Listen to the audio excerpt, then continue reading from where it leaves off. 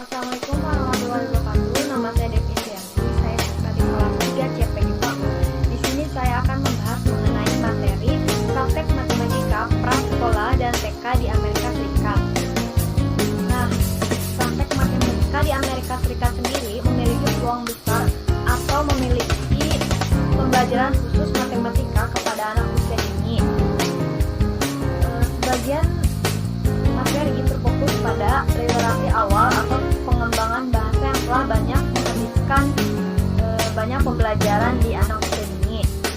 Nah, di sini saya akan membahas materi itu menurut penelitian dari NCEDIL MS Study dan dari data cohort ECLIS K atau ECLIS prasekolah yang representatif secara nasional. Ada instruksi matematika prasekolah di TK. Nah, ada beberapa instruksi atau kode khusus atau juga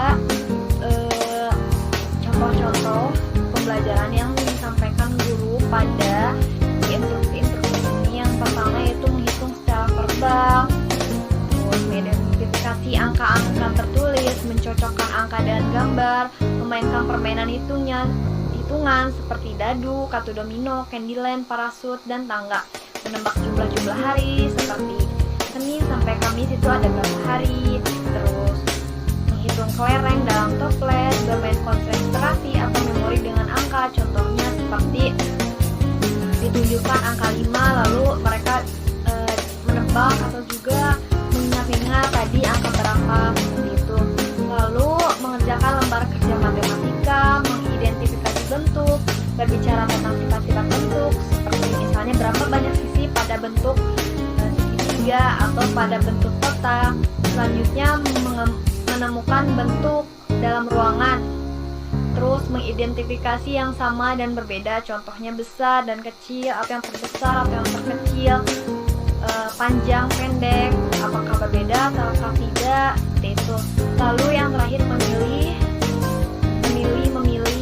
itu berdasarkan warna ukuran bentuk. Lalu pola cerdas seperti merah, biru atau merah yang agak kekuningan atau orange seperti itu. Lalu mengukur atau membuat ukuran itu seperti ukuran panjang pendek seperti tadi.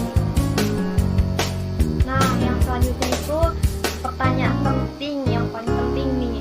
Apakah matematik itu diajarkan atau disampaikan bersama dengan konten lain atau dengan bersama pembelajaran lainnya? Ya, tentu saja. Nah, di sini peneliti telah menemukan atau mewawancarai guru dan ternyata hasilnya itu 20% matematika bersama dengan kegiatan seni atau musik. Lalu ada 11% matematika bersama dengan kegiatan membaca dan menulis huruf.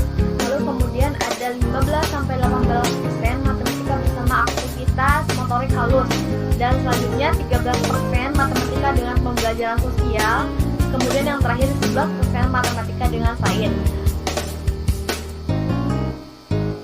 Jadi kesimpulan dari penelitian tadi yaitu pembelajaran matematika sering disampaikan dengan seni, musik, kegiatan motorik halus, kegiatan sosial, yang menunjukkan bahwa mungkin guru mengintegrasikan matematika dan kegiatan yang mereka anggap akan meningkatkan keterlibatan anak dan memanfaatkan kegiatan untuk menyampaikan pembelajaran anak melalui kegiatan-kegiatan tadi seperti musik, kegiatan sosial, agar matematika tercapai dengan maksimal dan juga disampaikan dengan menyenangkan.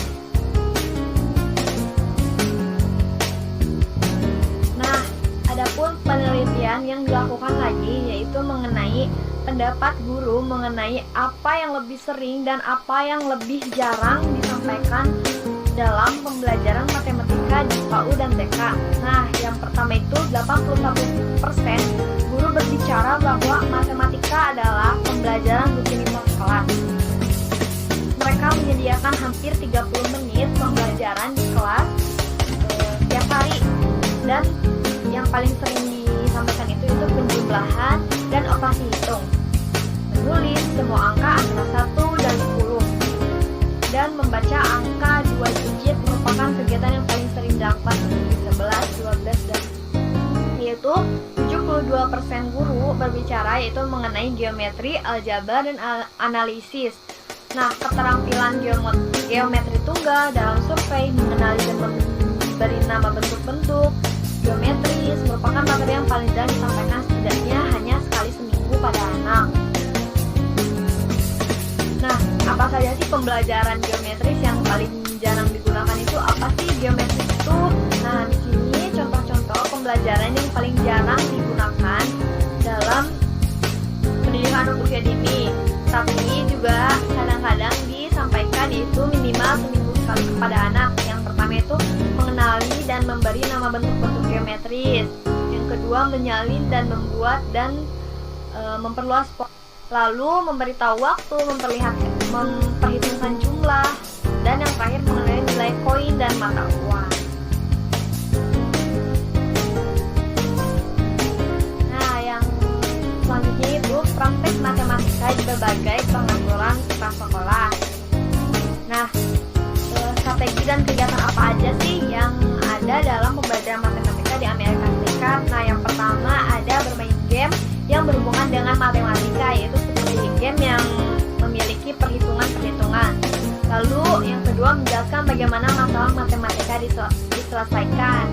Yang selanjutnya mengerjakan lembar kerja matematika.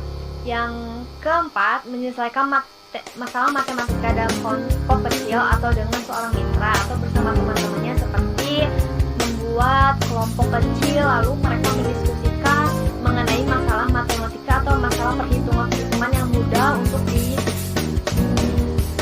dimusyawarahkan dengan kelompok-kelompoknya.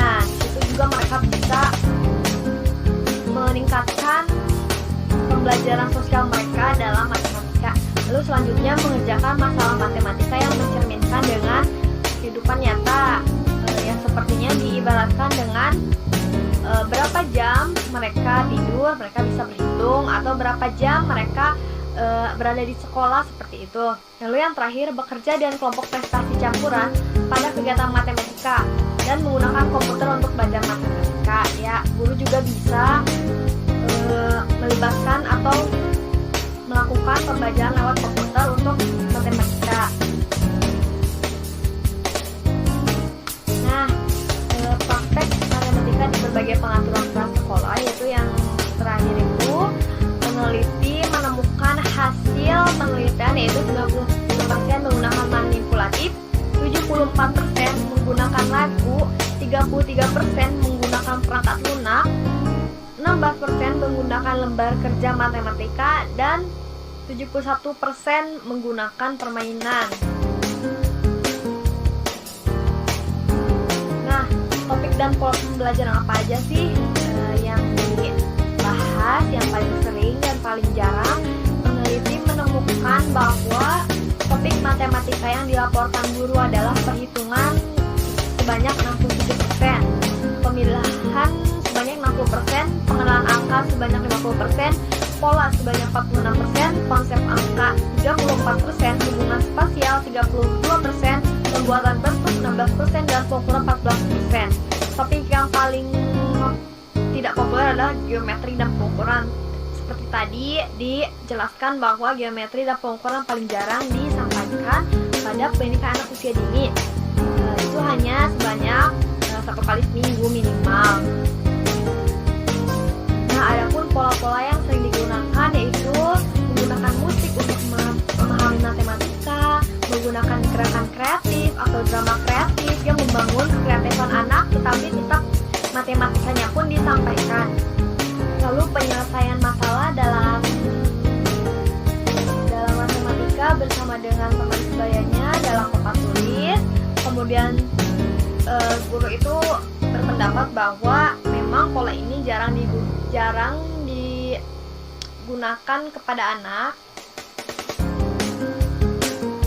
Nah, guru juga di sini itu berkata bahwa mereka tidak pernah memilih siswa untuk melakukan kegiatan ini, tetapi juga